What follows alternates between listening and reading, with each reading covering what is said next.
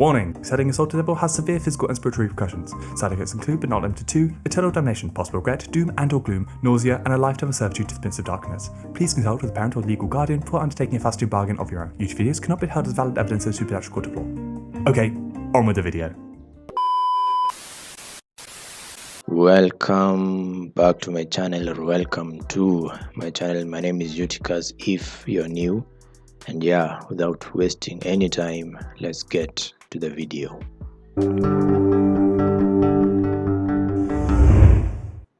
When it came to playing the blues, there was no other musician quite as gifted as Robert Johnson. His powerful vocals and unrivaled skill at the guitar were nothing other than extraordinary.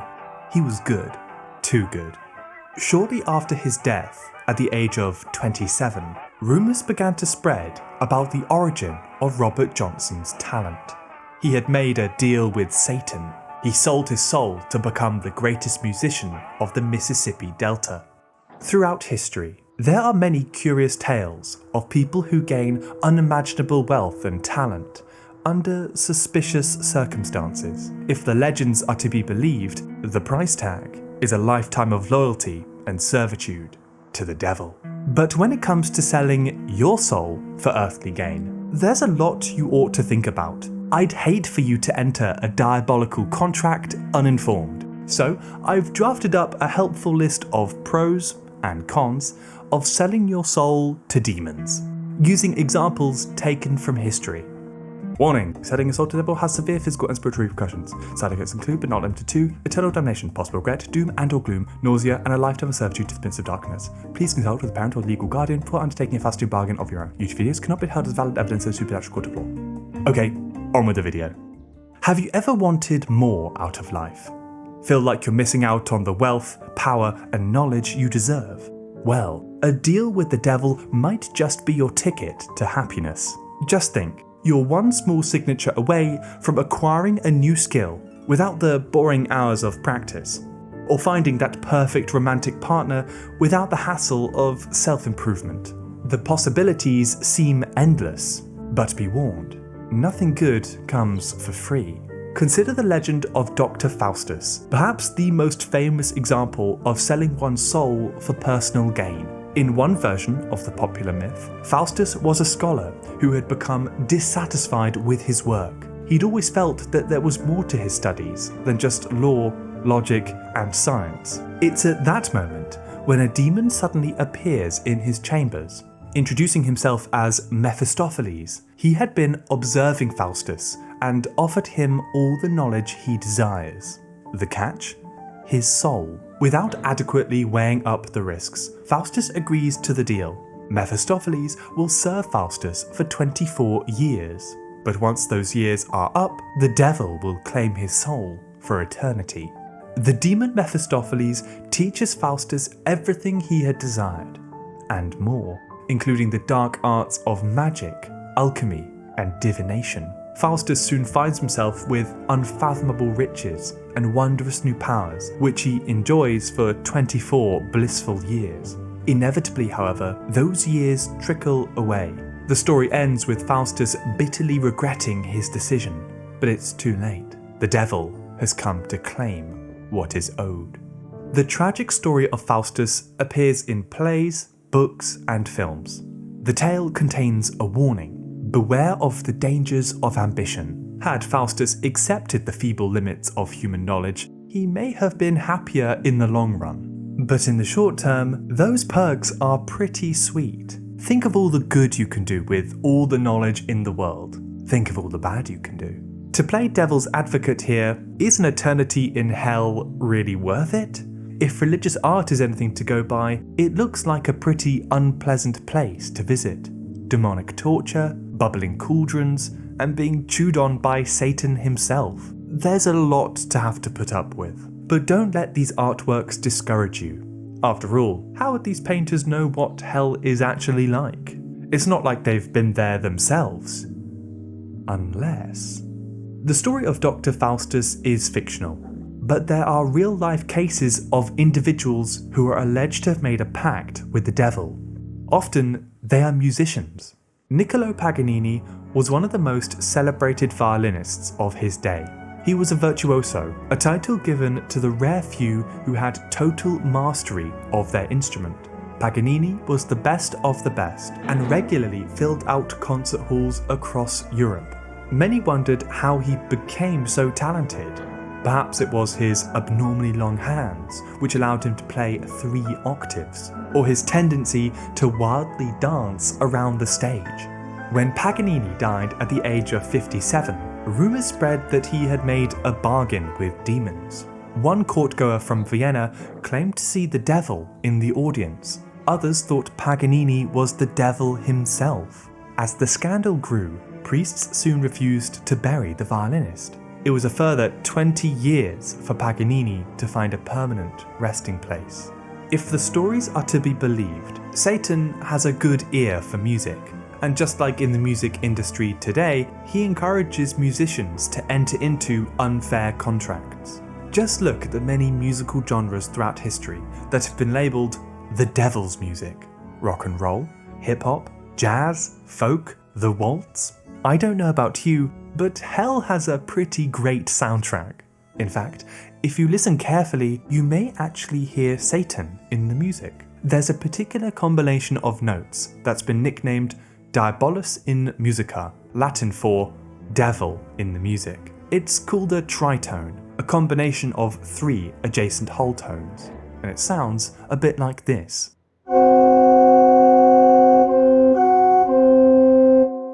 The tritone has an eerie, dissonant sound. No wonder it was forbidden in church music. Over the years, this daunting chord has been used to conjure up an image of hell. Listen to this extract from the Dante Symphony by Franz Liszt, in which he uses tritones throughout.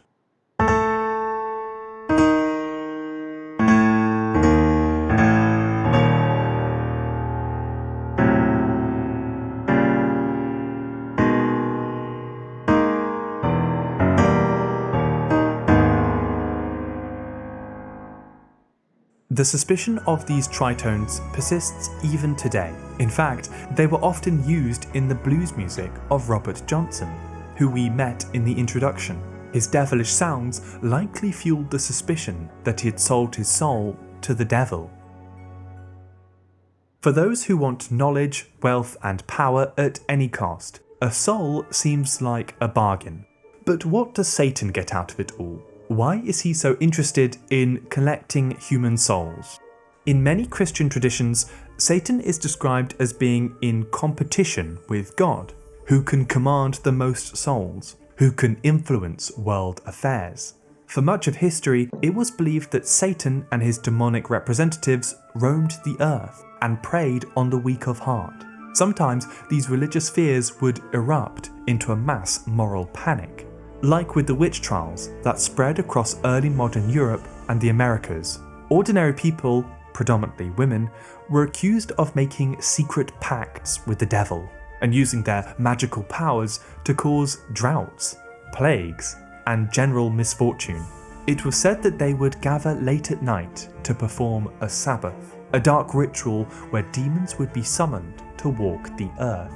There are many witchcraft books from this era, like the Lesser Key of Solomon, a compendium of demons. It also contains advice on how to summon them at home. You find the demon who can help you with a given issue, etch their sigil in chalk, and negotiate a fair price. To counter the apparent rise in witchcraft came the dedicated witch hunters, agents of the church who would go round accusing people of sorcery. However, actually proving the local milkmaid is secretly a client of Satan is difficult, if not impossible. So, the witch hunters used whatever they could as evidence. Forced confessions, torture, and even finding incriminating birthmarks. If they got what they were looking for, the punishment was typically being burnt alive at the stake. The witch hunts claimed up to 60,000 innocent lives, and sometimes even priests would get caught up in the accusations. Urbain Grandier was a French priest accused of the Loudun processions, in which a group of local nuns accused him of bewitching their convent. A trial quickly ensued, and a mysterious piece of evidence was brought forward. an alleged contract with the devil. In an encrypted Latin script, the document claims that Grandier had bargained his soul in exchange for money, power, and women. As a result, the priest was later burnt at the stake. After his death, many grew suspicious of this mystery contract. Nowadays, it's believed that it was politically motivated by his enemies in the church. My advice is this: when it comes to making a deal with the devil, be wary that your newfound powers don't garner any suspicion. It's hard to enjoy yourself when the Inquisition is at your door. If you do happen to sign a satanic contract or have a diabolical birthmark, best keep that evidence to yourself. As we've seen, the myth of making a deal with the devil appears in many different places. But where does it come from? One of the earliest stories has to do with a book in the Middle Ages. Ironically, a copy of the Bible. The Codex Gigas, literally meaning big book, is the largest medieval manuscript in existence. Turning to folio 290, there's a frightening illustration of a crouching devil, adorned with sharp claws and a forked tongue. This image has sparked numerous creative tales about where it came from. One story is that it was created by an unknown monk in a dire situation. The monk had broken his monastic vows and was due to be buried alive. In a last-ditch effort to escape this fate, he promised to write out the entire Bible in a single night. What he produced was the Codex Gigas, a book so large and intricate that is estimated to have taken 20 years to have been written. According to legend, he'd asked the devil for some assistance that night and drew a nice picture of him as a way of saying thanks. The moral of the story, at least I think, is that if you need help getting work done, dial a demon.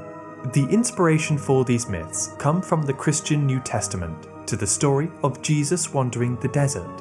In the biblical account, Satan appears before Jesus to tempt him into following him. The temptation of Christ is the foundation behind the concept of making a demonic pact. Satan is depicted as a tempter who can promise worldly things, all for a little bit of everlasting allegiance. Is that too much to ask? For Christians, Jesus provides an example of how to react to this kind of demonic temptation. Just say no, even if it isn't as fun. The concept of selling your soul to the devil has been used in a variety of ways throughout history, to warn people of the dangers of greed and ambition, to account for people with extraordinary abilities, or to persecute an individual or whole group of the population. It's a mixed bag for sure, and the mythological trope certainly has had a complicated history. Whether or not such things actually exist is a matter of personal belief, but on the off chance it happens to you, here are the pros and cons of making a pact with Satan. On the pro side, we have getting a promotion at work, learning a new musical instrument, generating a creative source of income, finishing a project for a deadline. On the con side, you risk eternal damnation, a life in servitude to the Dark Lord, paperwork, risk of being burnt at the stake. These are the things that you may want to consider when faced with a Faustian bargain of your own. You may find that being satisfied with what you already have in life is good enough. Perhaps wealth, status, and ambition are overrated, especially when demons are involved. I'll let you figure out what's best. I know which one I prefer. That was a really interesting video. And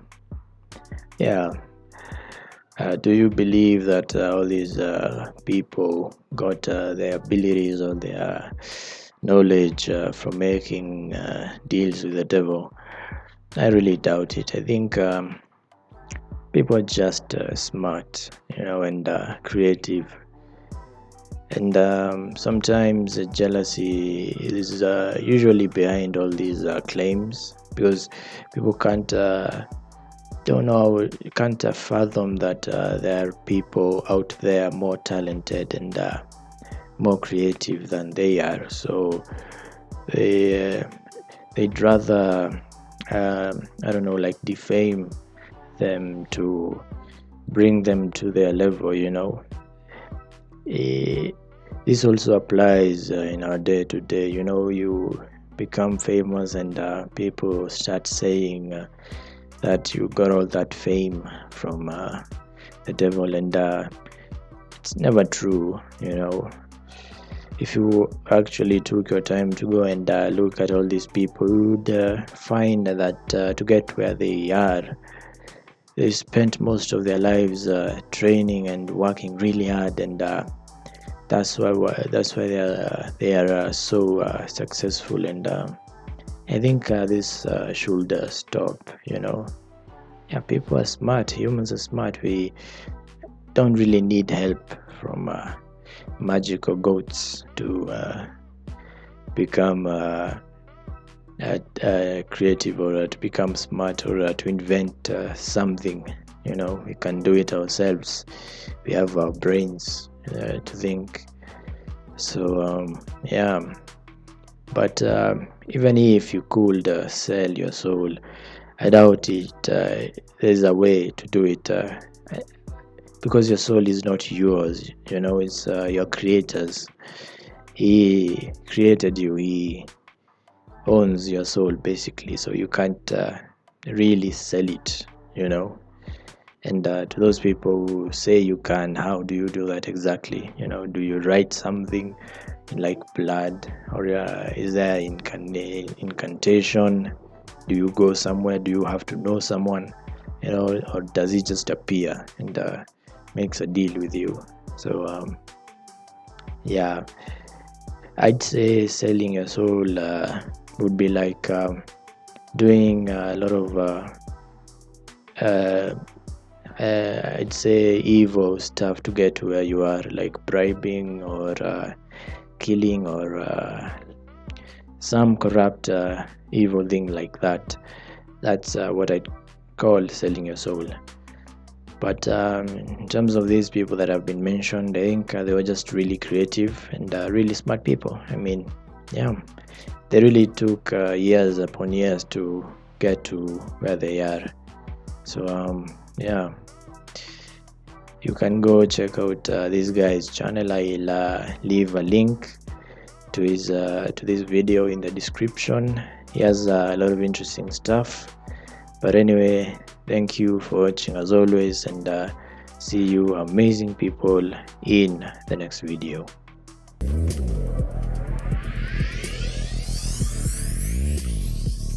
Kick.